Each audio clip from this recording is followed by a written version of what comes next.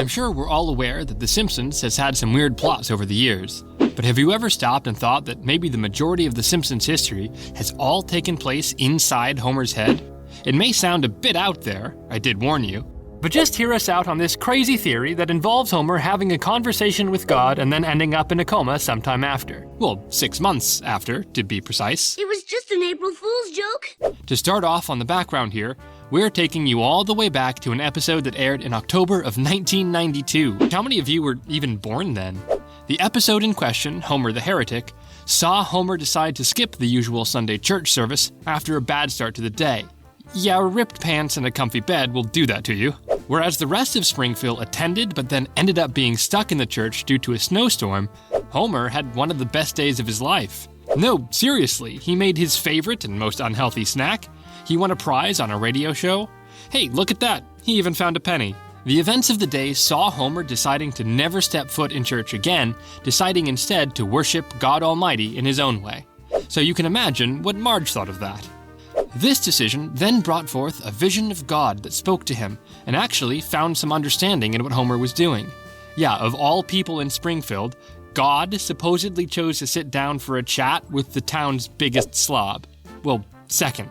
We can't forget Barney. Of course, Homer took this dazed experience as gospel, and began to practice his own side of things. And as you would imagine, there were conflicts in his way. Marge brought Reverend Lovejoy over for dinner, and, would you believe it, the Ned Flanders and his overly religious family even stepped in to try and sway Homer back to the flock with little success. Leave me alone! Dad, the heathen's getting away! I see him, son. Ultimately, the entire situation drove a bit of a wedge between Homer and Marge, but this is Homer Simpson we're talking about. Water off an obese, donut-loving duck's back. But Homer's laziness ended up getting him in a bit of a pickle as the whole Simpson house ended up being set on fire. Marge, turn down the heat. Although the community fire department were on hand to try and get to him, it was good old Ned Flanders who leapt in to save the day and get his lazy neighbor out safely. All was back to normal for the Simpsons then, but the episode left room for one more conversation with God, and this is where things got interesting. Whilst talking, Homer asked God what the meaning of life is, to which God said he can't tell him that until he dies. As Homer said he couldn't wait that long, God replied with the following. You can't wait 6 months? How about that, huh? Now we're skipping ahead to April.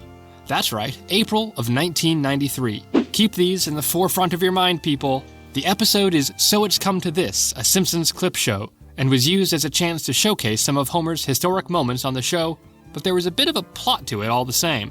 With the episode being set on April Fool's Day, Bart took the opportunity to give a Duff beer a mega shake-up and leave it in the fridge for his father to open. But when Homer did get around to opening it, thanks to Bart's efforts to make him thirsty, he got a lot more than he bargained for. Yep, the simple prank of a 10-year-old boy sent Homer up in a mushroom cloud of Duff, putting Homer in the hospital for the majority of the episode as the Simpsons family continued to reminisce on their old times with him. It was during Homer's stay in hospital that he tried to get a candy bar from a vending machine, and as the sugary snack wouldn't release properly, Homer began angrily shaking it, which ended in Homer being crushed by the machine, sending him into a coma. Now, Homer did wake up by the episode's end thanks to hearing Bart own up to being the culprit behind the Duff beer fiasco, but did he really? Okay, so stay with us on this. We've done the math, we've done the research. A lot of things fit here, so let's go into it and hold your applause or berating until the very end, please. Homer has somewhat of a vision with God himself, and is drip-fed in there that he will be dead in 6 months' time. Literally, 6 months later, almost down to the day, we got an incident that saw Homer badly injured twice, with the latter putting him into a coma. So what if it was something whipped up in the writer's room?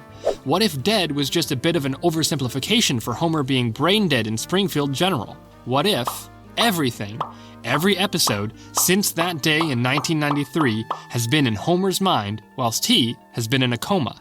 Yeah, you're probably thinking we're grasping at straws here, but let's look at the facts, shall we? Look at all of the townsfolk in Springfield. Notice anything different about them over the years? No? Exactly! Not one character has aged at all in the 31 years that have passed. Moe, Apu, Mr. Burns, and Grandpa Simpson, for Pete's sake. Shouldn't they still be dodging death at this point? Look at the kids of the Simpsons family. Bart has remained 10 years old. Lisa has remained 8. Maggie has remained 1. Everyone has remained exactly how Homer remembered them from when he last saw them.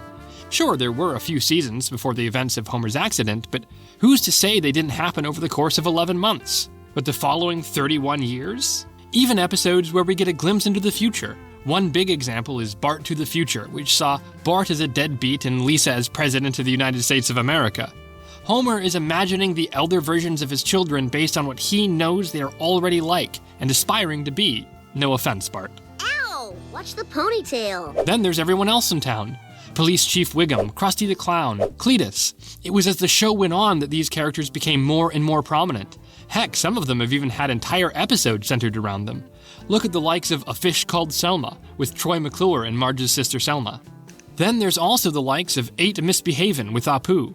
Oh, no, you don't. Not till they're out of college. Listen, I'll die when I want to. And the list goes on, with these random people from around town being woven more and more into Homer and his family's lives. It seems logical that as Homer stays longer in his coma, his mind is picking out people he knows from around town and giving them more excitement through his imagination. So basically, we're saying that Homer's coma brain came up with the Who Shot Mr. Burns saga out of boredom. And we're sticking to it.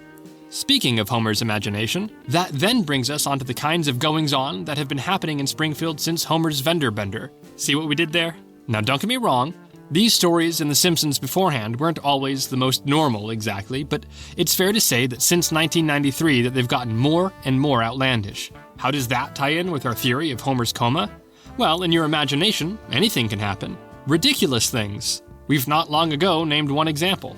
The two-part saga of Who Shot Mr. Burns, which ended up with Maggie, a 1-year-old baby, being responsible. Officer, arrest the baby. Yeah, right, Pops. We've even had the likes of a cult taking over Springfield in The Joy of Sect, Mr. Burns capturing the Loch Ness Monster in Money Can't Buy Me Love. Heck, we've even had Principal Skinner outed as hiding under someone else's identity for decades in The Principal and the Pauper. I'm an imposter. I mean, come on, guys. So much can happen in such a little town when this kind of crazy stuff didn't happen before. It's quite easy to put it down to Homer's mind going on some crazy adventures whilst he's a vegetable. But wait, you're probably thinking, well, how does Homer's mind know about events that have popped up on the show over the last 3 decades? And you would be right to think that, but we have that one covered also. Sorry.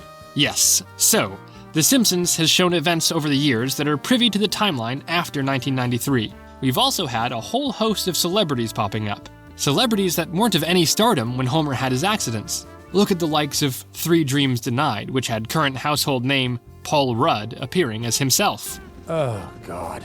I hate my approachable everyman looks. Some stars like Paul Rudd didn't start popping in Hollywood until the late 90s. So, back to the question. How would Homer be aware? Well, hospitals are full of tons of things. TVs, radios, water cooler gossip. It isn't too far of a stretch to think that Homer's subconscious is soaking up all of that information, and that is fueling what's happening within each episodic adventure for him, his family, and the residents of Springfield. Hey, stranger things have happened. So we hope you enjoyed our bit of theorizing for the day. Agree or disagree with our thoughts behind all this? Let us know it all in the comments. Next week, we're covering the theory of Maggie actually being Mrs. Skinner from the future. Psych, of course we're joking. Or are we?